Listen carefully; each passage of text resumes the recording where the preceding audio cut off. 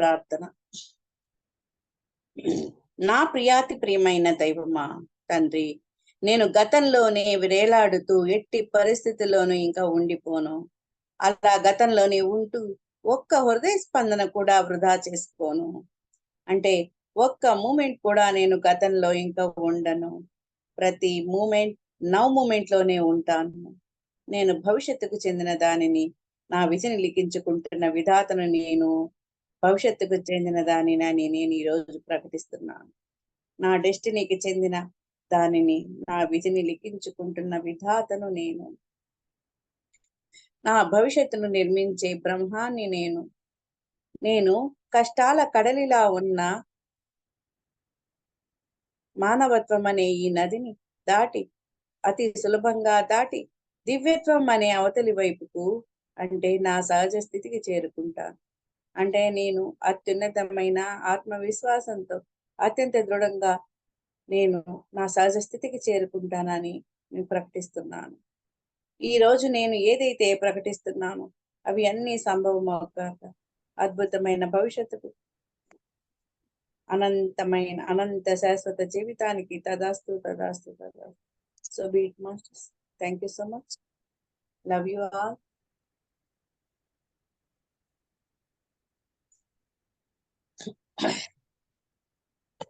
ఏమన్నా మాట్లాడాలనుకున్నారా మేడం? అందరికి good evening. Good evening. Love you all.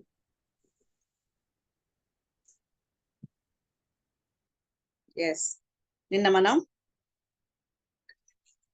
మరణమా అధిరోహణమా అనే చాప్టర్ స్టార్ట్ చేసుకున్నాం మాస్టర్స్. కంటిన్యూ చేద్దాం. నిన్న మనకి ఏం చెప్పారు అంటే, yes, thank you, love you madam.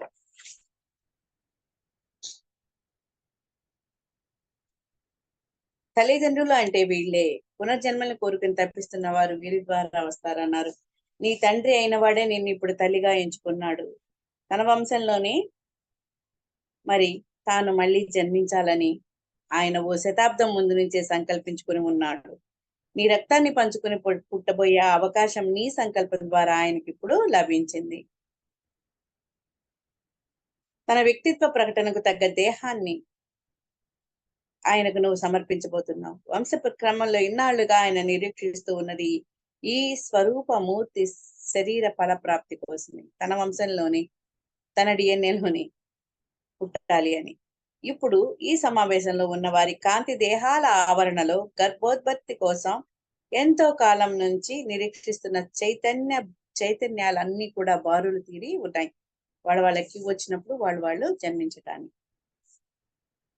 అయితే నాకు ఓ కొడుకే పుట్టబోతున్నాడు అన్నమాట అంటున్నాడు మాస్టర్. నా ముత్తాతే పుడుతున్నాడు కదా నాకు అంటున్నారు కదా. అంటే అవును, మీకు ఇష్టమేనా మీ ముత్తాత పుట్టడం అంటున్నారు రామ్తా గారు. Yes, very much. Ramtha, I have another question. Do we always have to be born through the birth canal in order to come back here? నేను చెప్తున్నా అంటే, అవును, నాకు ఎంతో ఇష్టం రామ్తాజీ మా తాత పుట్టడం. అయితే మళ్ళీ ఇక్కడ జన్మించడం కోసం మనం అందరం గర్భ ప్రవేశంలో నుంచే తీరాలా, మనం తల్లి గర్భం నుంచే జన్మించాలా అంటే, ఎస్. నేను చెప్పడానికి ముందు ఈ భూతలం ఎన్ని పరిధుల్లో ఉందని చెప్పారు నిన్న? 3 పరిధుల వాస్తవంగా మనకి తెలుస్తుంది.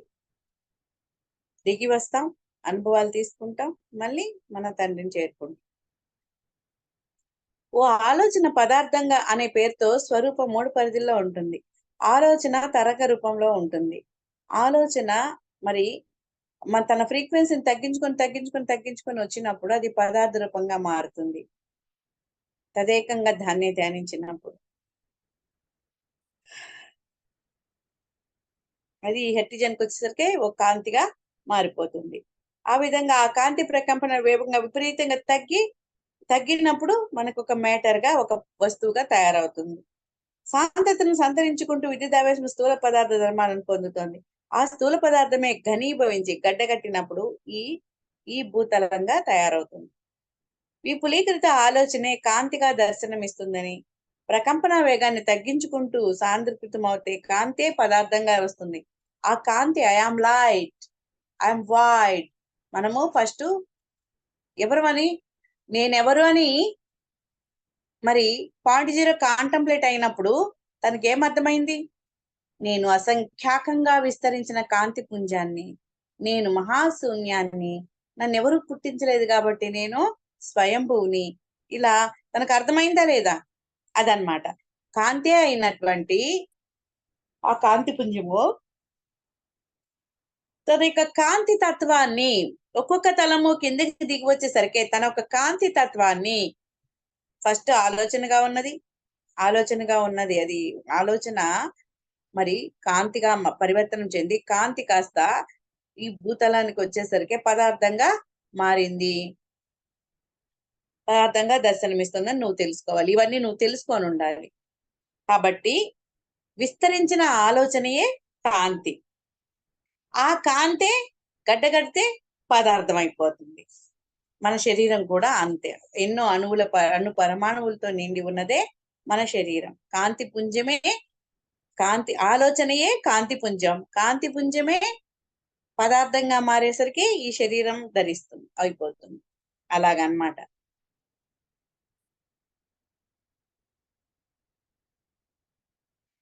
ఇక్కడ పదార్థాలన్నీ ఒకే సాంద్రతతో కనిపిస్తూ ఉండాలంటే వాటి అన్నిటి ప్రకంపన వేగాలు కూడా సాపేక్షంగా సమానంగా ఉండి తీరాలి.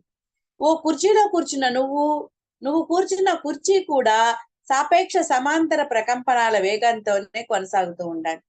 కుర్చీ మనల్ని మొయ్యాలంటే మనతో సమానంగా అది ఉండాలి కదా, అంత బలంగా అది ఉండాలి కదా.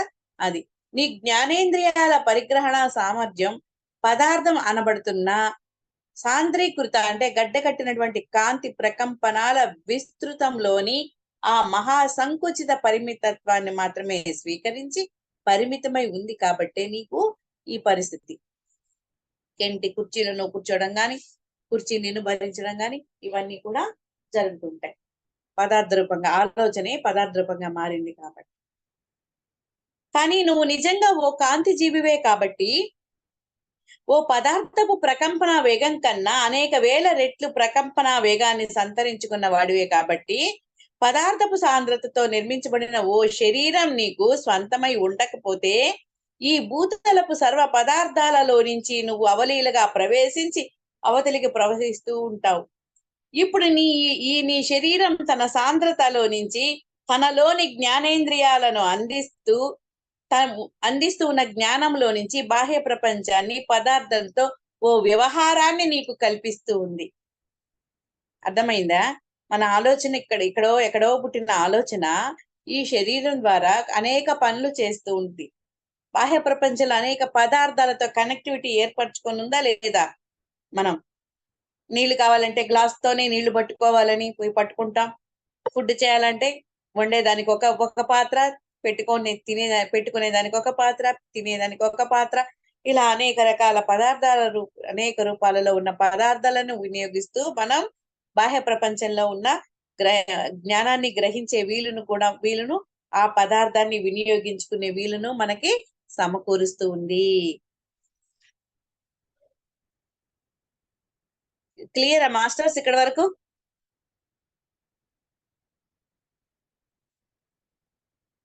రమేష్ గారు క్లియరా? Clear master. ఆలోచనగా ఉన్న మనం కాంతిగా మారుతాం. కాంతి పుంజమే అయిన మనం ఒక్కొక్క తలము దిగి వచ్చే కొద్దికి పదార్థ రూపంగా మారిపోతున్నాం. ఆ పదార్థం మళ్ళీ మనల్ని అణుపరమాణువులు విస్తరింపజేస్తే మళ్ళీ మనమంతా కూడా అణుపరమాణువుల సముదాయమే. మనము గాని ప్రతి ప్రాణి, పరిస్థితి, పదార్థము ఇవన్నీ కూడా అణువుల సముదాయమే.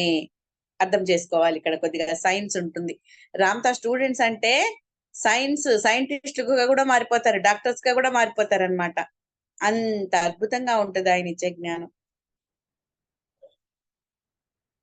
ఈరోజు చూడండి ఎలా వస్తున్నాయి ఆవిలెంతలు వైబ్రేషన్.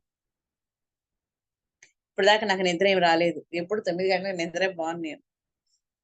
కాబట్టి ఈ తలపు ప్రకంపనాలలో ఓ భాగంగా జీవించి ఉండాలి అంటే పదార్థ నిర్మితమైన ఓ శరీరాన్ని విధిగా నువ్వు ధరించి తీరాలి కదా.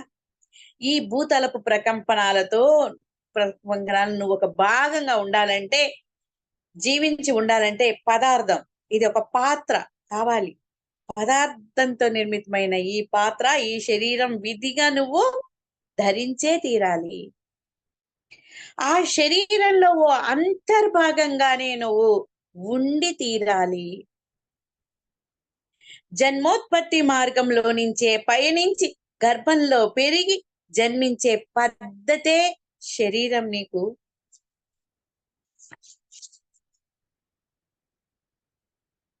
చూడండి మన ఆవిర్భావం ఎంత చక్కగా తెలియచేస్తున్నారో చూడండి. లభించే ఓ మార్గం, జీవితానుభవాన్ని పొందడానికి ఉపయుక్తమైన అంటే ఉపయోగకరమైన శరీరాన్ని అధిరోహణ అనే పద్ధతిలో కూడా ప్రాప్తించుకునే మార్గం కూడా ఉంది.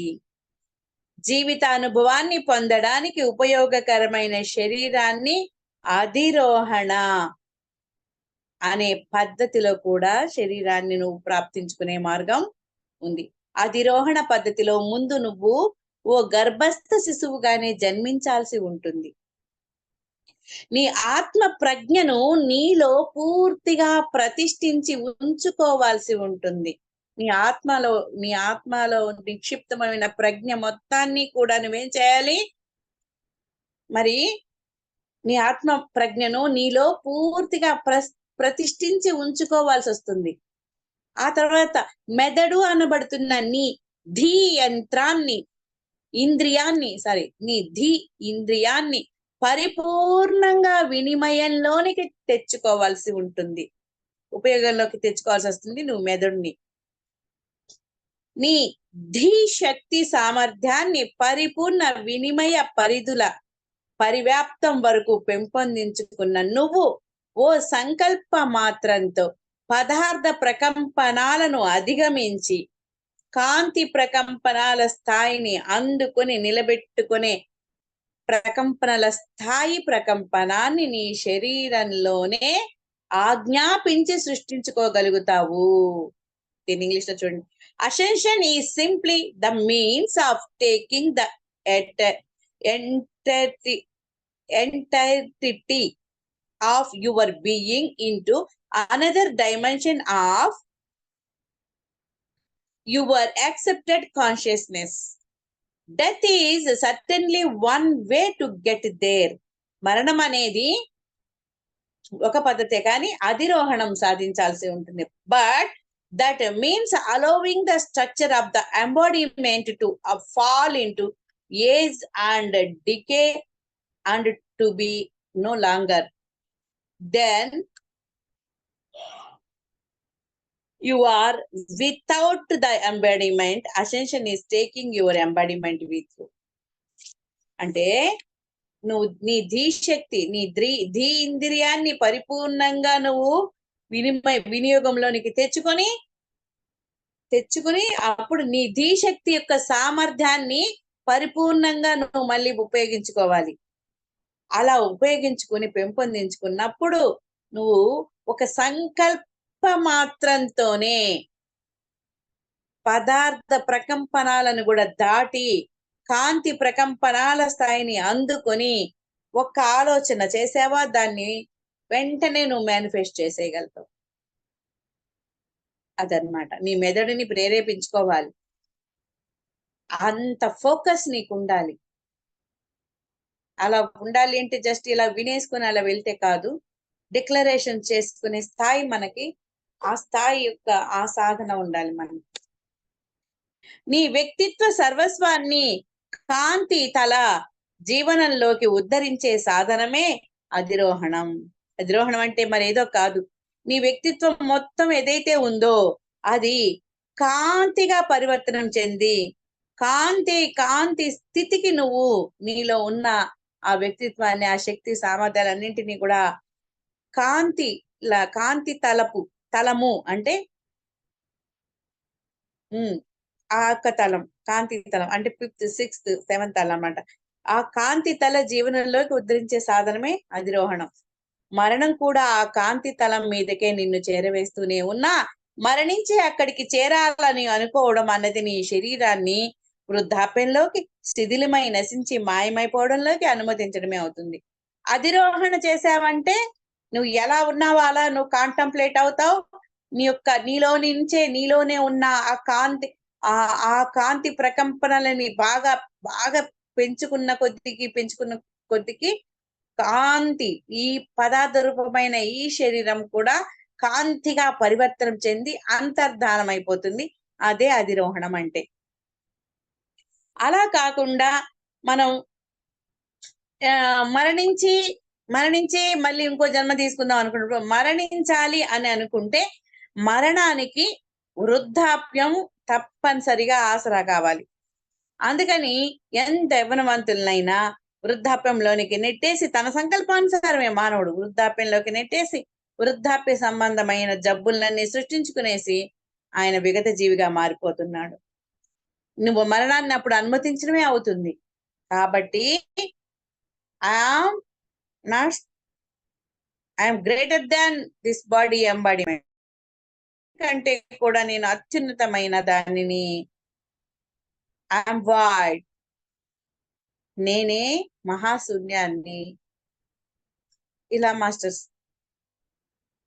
అద్భుతంగా ఈ విధంగా నువ్వు మరణించాలి అనుకుంటే నీకు దానికి సంబంధించినటువంటివంతా ఫ్రీక్వెన్సీ రెడీ అయిపోతుంది. జబ్బులు, రోగాలు, రుష్టులు వచ్చి మరణించడం జరుగుతుంది. అలా కాకుండా నేను ఐఎమ్ ఇమోర్టల్ అన్నావు అనుకో, అప్పుడు నువ్వు ఇమోర్టల్ గా ఉండడం కోసం నీ శరీర స్థితి కాంతి స్థితిలోనే ఉంటుంది. అట్ ద సేమ్ టైం నువ్వు మరణాన్ని అనుమతించవు. కాబట్టి నీ శరీరం రోగాలకి, రుష్టుకి లోను కాకుండా ఉండి, మరి ఆ కాంతి నీలో ఉన్న ప్రకంపనలని అధిగమించి వాటిని నీకు నువ్వే ప్రేరేపించుకొని మరి కాంతిగా పరివర్తితమై మరి ఏ తలం కావాలంటే ఆ తలంలోకి నువ్వు వెళ్ళగలవు అని చెప్తున్నాడు. లేదంటే మాత్రం నీ శరీరం వృద్ధాప్యంలోకి శిథిలమై నశించి మాయమైపోవడంలోకి అనుమతిస్తూ ఉంటుంది. భూతలాన్ని వదిలిపెట్టిన తర్వాత విగత శరీరుడిగానే పయనాన్ని నువ్వు సాగించాల్సి ఉంటుంది. సశరీరంగా కాంతితల జీవనంలోకి నీ ప్రవాసమే అధిరోహణం. ఇంకా దీనికి ఆపోజిట్, విగత శరీరుడిగానే ఉంటావు కానీ నువ్వు మరణాన్ని అలో చేయలేదు కదా. అందుకని నువ్వు సశరీరంగా శరీరంతోనే కాంతి తల జీవనంలోకి నీ ప్రవాసమే అధిరోహణం అంటే, అప్పుడు అధిరోహణకి నువ్వు వెళ్ళగలుగుతావు అని చెప్తున్నారు. అర్థమైందా మాస్టర్స్? చాలా చాలా డ్రైగా ఉంది సబ్జెక్ట్. ఎంతైంది? కాంటంప్లేట్ అయిపోదాం. కొంచెం డిస్కస్ చేసుకుందాం. ఇంకా ఎక్కువ స్టడీ చేస్తే ఇంకా బుర్ర వేడెక్కిపోతుంది. చెప్పండి మాస్టర్స్, ఏం విన్నారు, ఏం అర్థం చేసుకున్నారు మీరు? సరోజ గారు కొత్తగా వచ్చారు కదా, మన అర్థమైందా?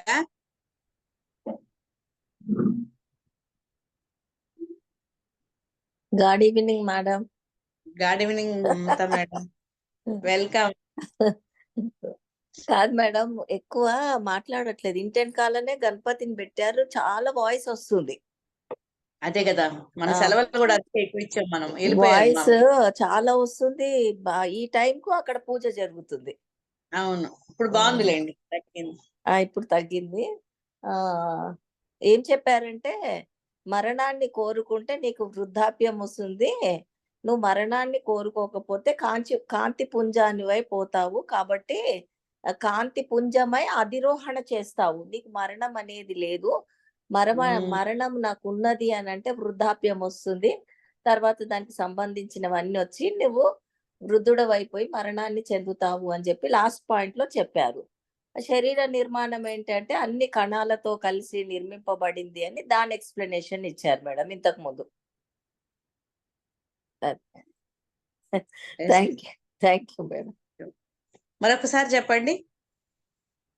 అంటే మరణాన్ని కోరుకుంటే నీకు వృద్ధాప్యం వస్తుంది, వృద్ధాప్యం వచ్చి నువ్వు మరణాన్ని చెందుతావు. నువ్వు శాశ్వతత్వాన్ని, అమరత్వాన్ని కోరుకుంటే నీది కాంతి శరీరమై కాంతిలాగా కాంతిలో కలిసిపోతుంది, అధిరోహణ చేస్తావు అని చెప్తున్నారు మేడం.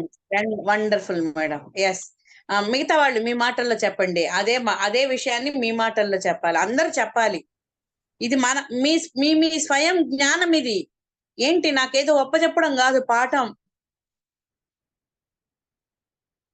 నేను ఆపేస్తా. నేను ఇట్లా గాని మీరు మౌనంగా ఉంటే నేను స్టడీ ఆపేస్తాను ఇంకా.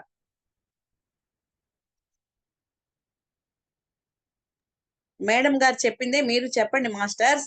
మీకేం అర్థమైంది అది చెప్పండి ప్లీజ్. మనం కాంతిగా అంటే మరణం గురించి ఎలాగ మనకి ఫస్ట్ నుంచి వింటున్నాం. మనం కాంతిగా మనం ఎలా తయారవుతున్నాం అన్నది ఇందులో బాగా వివరంగా అర్థమైంది ఈ పాయింట్ లో. అంతే. అంటే మనం ఎలా తయారవ్వచ్చు ఆ పాయింట్ నాకు బాగా నచ్చింది. Very good. Thank you. స్పందించారు. మిగతా వాళ్ళు కూడా స్పందించాలి.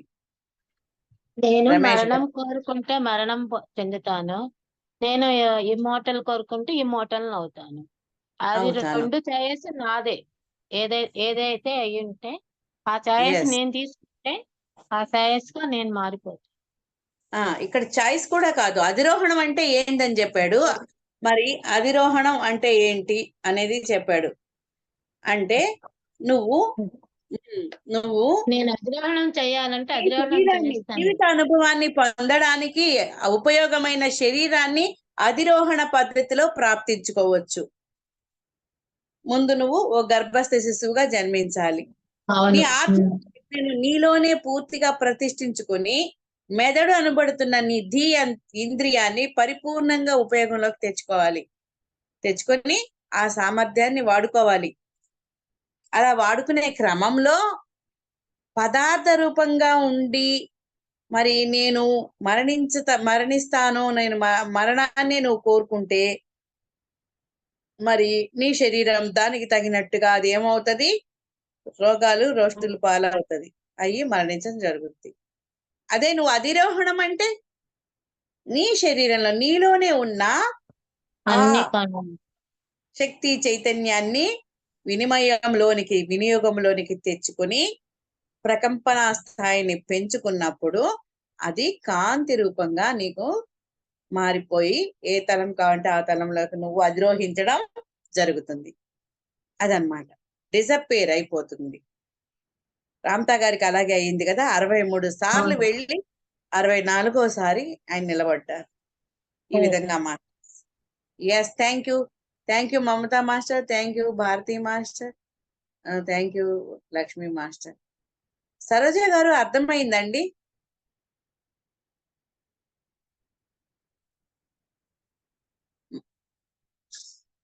ఓకే, ఫస్ట్ డే కదా.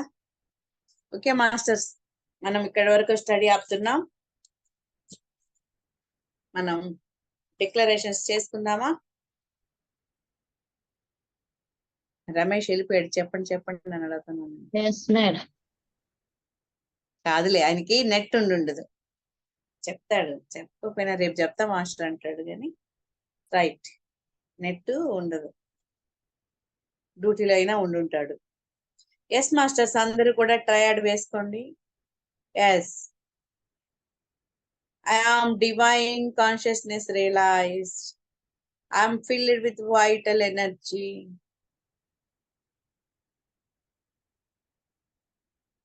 I am my deeper mind.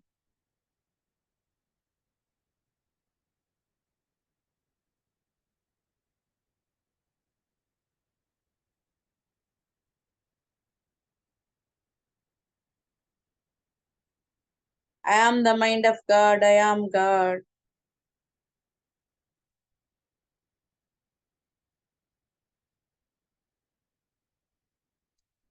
I am the mind of God, the Father, and I are one. I am the power of God. I am God. I am the all-wise knowing intelligence.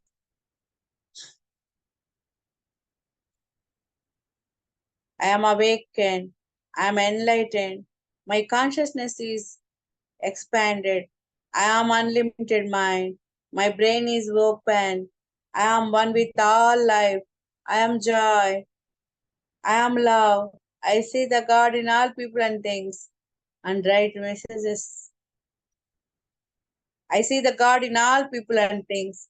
I love unconditionally myself and others. I am worthy. I am understanding. I am righteous. My great mind appeared. I am immortal. I do unto others as I would have them do unto me. I am everything a master is. I am complete freedom. I am my own power. I take responsibility for my life.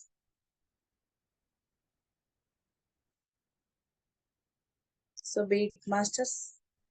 I am peace. I surrender unto my soul's journey and destiny. So be it, masters. చాలా వైబ్రేటివ్ గా ఉంది, అసలు పడిపోతూ ఉన్నట్టుగా ఉంది.